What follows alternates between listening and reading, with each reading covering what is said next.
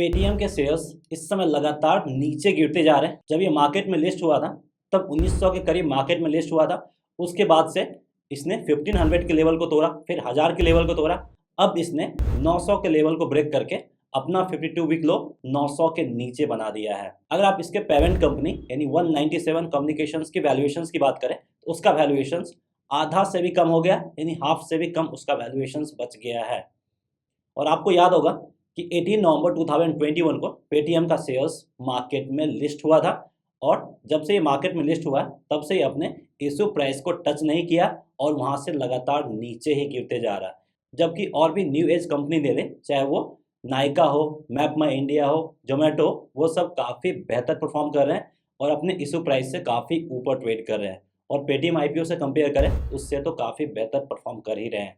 तो आखिर Paytm IPO उतना बेहतर परफॉर्म क्यों नहीं कर रहा और पेटीएम के शेयर प्राइस लगातार क्यों गिर रहे हैं, चलिए वो हम इस वीडियो में जानने की कोशिश करते हैं। और साथ ही साथ पेटीएम आईपीओ का जो लीड मैनेजर था मॉर्गन स्टैनली, उन्होंने भी कुछ गेम किया, वो भी हम इस वीडियो के जरिए समझने की कोशिश करेंगे। So let's come to the topic.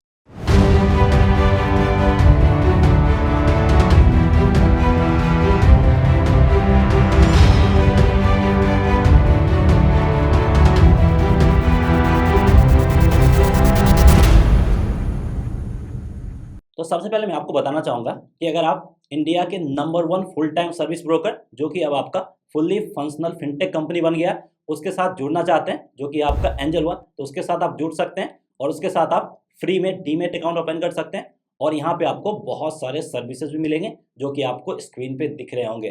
तो इन सब सर्विस का अगर आप फ़ायदा उठाना चाहते हैं तो इस वीडियो के डिस्क्रिप्शन में लिंक दिया गया है, उस लिंक पे क्लिक करके आप एंजल ब्रोकिंग में डीमेट अकाउंट ओपन कर सकते हैं। सो टॉपिक पे वापस आते हैं।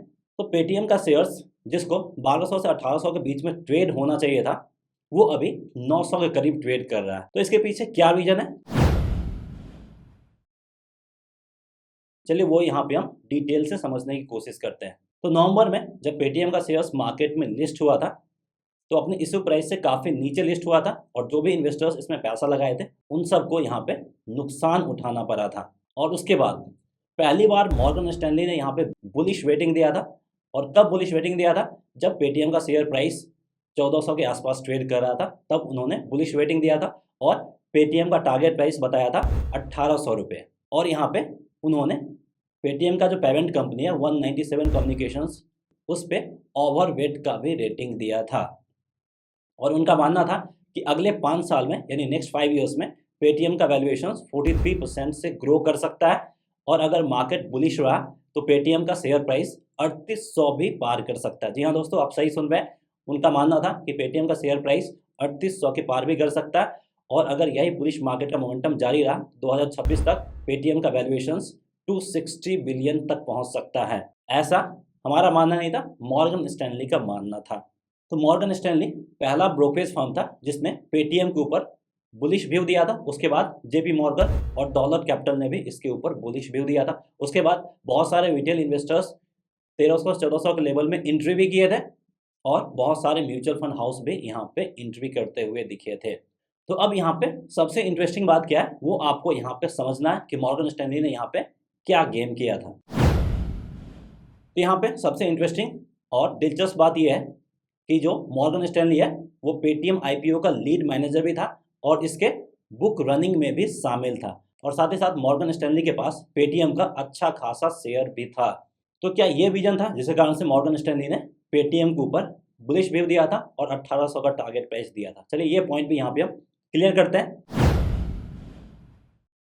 तो मॉर्गन स्टैनली ने यहाँ पे बुलिश व्यू जरूर दिया था पेटीएम के ऊपर और 1800 का टारगेट प्राइस जरूर दिया था, लेकिन उनके पास जो शेयर था उनका क्या किया, अगर आप वो जानेंगे तो और ज़्यादा आश्चर्यचकित हो जाएंगे। लिस्ट को देखें तो उसमें से मॉर्गन स्टैनली का नाम आपको गायब दिखेगा।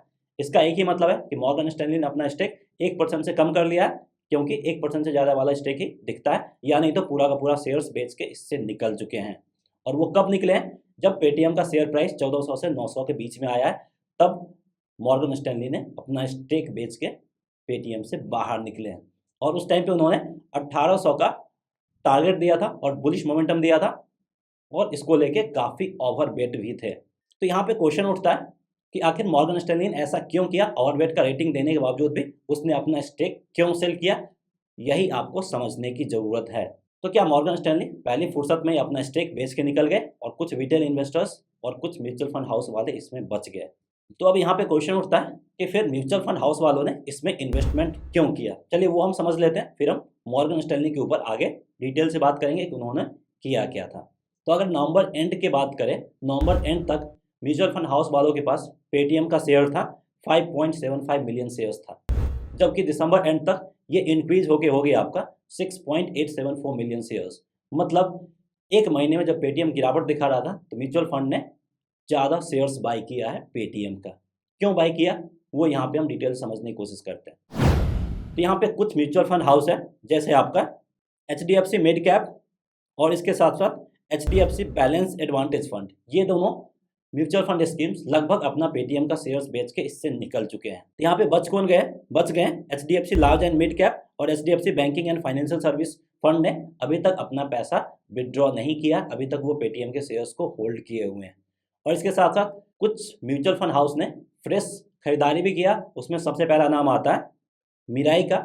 मिराई म्यूचुअल फंड हाउस के पास नवंबर एंड तक जो पेटीएम का शेयर्स था वो था आपका 2.199 मिलियन शेयर्स, जो कि दिसंबर एंड तक इंक्रीज होके हो गया आपका 3.81 मिलियन शेयर्स। यानी जो म्यूचुअल फंड हाउस ने पेटीएम के शेयर्स को ऐड किया उसमें मोस्टली योगदान सिर्फ एक म्यूचुअल फंड हाउस का था, वो मिराई का था। तो यहाँ पे क्वेश्चन उठता है कि म्यूचुअल फंड हाउस वालों ने पेटीएम के शेयर्स को अभी तक होल्ड क्यों कर रखा है? क्योंकि पेटीएम का शेयर्स अच्छा खासा गिर भी चुका है, इसके बावजूद भी उन्होंने क्यों होल्ड किया? तो यहाँ पे आपको एक रीजन समझना पड़ेगा कि म्यूचुअल फंड हाउस ने इसमें जो इन्वेस्टमेंट किया वो लॉन्ग टर्म के लिए इन्वेस्टमेंट किया, उनका काफ़ी लॉन्ग टर्म विजन है। जिन्होंने शॉर्ट टर्म के इन्वेस्टमेंट किया था वो ऑलरेडी मार्केट से निकल चुके हैं। तो म्यूचुअल फंड हाउस वाले भी पेटीएम से बाहर निकले, जिनका भी शॉर्ट टर्म के लिए था, तो और जिनका भी लॉन्ग टर्म के लिए है वो अभी तक इसमें बने हुए हैं, क्योंकि उनको मानना है कि लॉन्ग टर्म में ये अच्छा रिटर्न दे सकता है। यहाँ पे आपको बताना चाहूँगा कि अगर आपके पास पेटीएम का शेयर्स है और आपका व्यू 5 ईयर्स या फिर उससे ज़्यादा का है तो यहाँ पे आप बने रह सकते हैं, और 5 ईयर्स या उससे कम का व्यू है तो आप निकल सकते हैं। दूसरी जगह अगर आप इन्वेस्टमेंट करेंगे तो यहाँ से ज़्यादा रिटर्न मिलेगा, 5 साल से कम में ज़्यादा रिटर्न नहीं मिलेगा। और अगर आप फ्रेश एंट्री लेना चाहते हैं तो मैं आपको सेम चीज़ बताऊँगा, अगर आपका व्यू 5 ईयर्स या फिर उससे ज़्यादा है तभी आप यहाँ पे फ्रेश एंट्री लें, अदरवाइज फ्रेश एंट्री ना लें। और अगर आप फ्रेश एंट्री ले रहे हैं तो जितना शेयर्स आप बाई करने की सोच रहे हैं सिर्फ 50% यहाँ पे बाई करें। उसके बाद जब भी करेक्शन देखने को मिलता है, जब भी नीचे जाता है तो अपना फंड ऐड करते रहे। तो इस तरह से पेटीएम शेयर्स जिनके पास है वो क्या करें, और फ्रेश एंट्री लेने के बारे में सोच रहे हैं तो वो क्या करें, समझ में आ गया होगा। तो चलिए अब हम वापस से मॉर्गन स्टैनली के ऊपर आते हैं। तो मॉर्गन स्टैनली ने जो बुलिश मोमेंटम दिया था और ओवरवेट का रेटिंग दिया था वो किस बेसिस पे दिया था? जबकि यहाँ पे अगर हम मैक्वायरी की बात करें तो उन्होंने बियरिश व्यू दिया था, और सबसे पहले उन्होंने 1200 का टारगेट प्राइस दिया था जो कि पेटीएम ने हिट किया, और उसके बाद उन्होंने फ्रेश टारगेट प्राइस दिया था पेटीएम का, वो था 900 का, वो भी इसने हिट कर दिया। तो आखिर मैक्वेरी ने जो टारगेट प्राइस दिया था पेटीएम उस टारगेट प्राइस पे आता हुआ दिखा, और मॉर्गन स्टैनली ने जो टारगेट प्राइस दिया था वहाँ तक दूर दूर तक भी पेटीएम जाता हुआ नहीं दिखा था। तो सबसे पहले हम समझते हैं कि मैक्वेरी ने किस बेसिस पे बियरिश व्यू दिया था पेटीएम के ऊपर, यानी 1200 और 900 का टारगेट प्राइस दिया था। तो मैक्वेरी ने अच्छा खासा लॉजिक दिया है, 3-4 पॉइंट काफ़ी हाईलाइट करके बताया। सबसे पहला, पेटीएम का बिजनेस मॉडल के ऊपर उनको ज़्यादा भरोसा नहीं है, और उनका मानना है कि इस सेक्टर में कंपटीशन काफ़ी ज़्यादा बढ़ गया है, इसलिए पेटीएम को प्रॉफिट में आने में बहुत ज़्यादा प्रॉब्लम फेस करना पड़ेगा। दूसरा, आरबीआई के रूल्स एंड रेगुलेशंस को भी ध्यान में रखते हुए उन्होंने बियरिश व्यू दिया था। तो मैक्वेरी के पास काफ़ी तगड़ा लॉजिक था जिसके बेसिस पे उन्होंने बियरिश व्यू दिया था। तो अब यहाँ पे क्वेश्चन उठता है कि मॉर्गन स्टैनली ने ऐसा क्यों किया? उन्होंने 1800 का टारगेट प्राइस और ओवरवेट का रेटिंग देते हुए अपना शेयर्स क्यों बेचा? उन्होंने इसलिए बेचा ताकि रिटेल इन्वेस्टर्स इसमें एंट्री करें और वो अपने शेयर्स को ईजिली निकाल सके। रिटेल इन्वेस्टर के साथ धोखा किया, उन्हें बुलिश व्यू देके खुद उसमें से निकल लिए। तो आपको क्या लगता है जो मॉर्गन स्टैनली ने किया, क्या वो सही था या गलत था? वो आप हमें कमेंट सेक्शन में बता सकते हैं, और इस वीडियो को आप अपने फ्रेंड के साथ भी जरूर शेयर कीजिए ताकि उनको भी इसके बारे में इन्फॉर्मेशन मिल सके कि अगर कोई भी ब्रोकरेज फर्म अपना रिसर्च रिपोर्ट देता है तो उसके ऊपर आंख बंद करके भरोसा ना करें, खुद से रिसर्च करके देख लें कि वो सही दे रहे हैं या फिर गलत दे रहे हैं। तो उम्मीद करते हैं ये वीडियो आपके लिए इन्फॉर्मेटिव होगा। अगर आपको इसमें कुछ अच्छा लगा है तो वीडियो को लाइक करके हमें इनकरेज जरूर कीजिए, और इसको अपने फ्रेंड के साथ भी जरूर शेयर कीजिए। सो दैट्स ऑल फ्रेंड्स, मिलते हैं नेक्स्ट वीडियो में।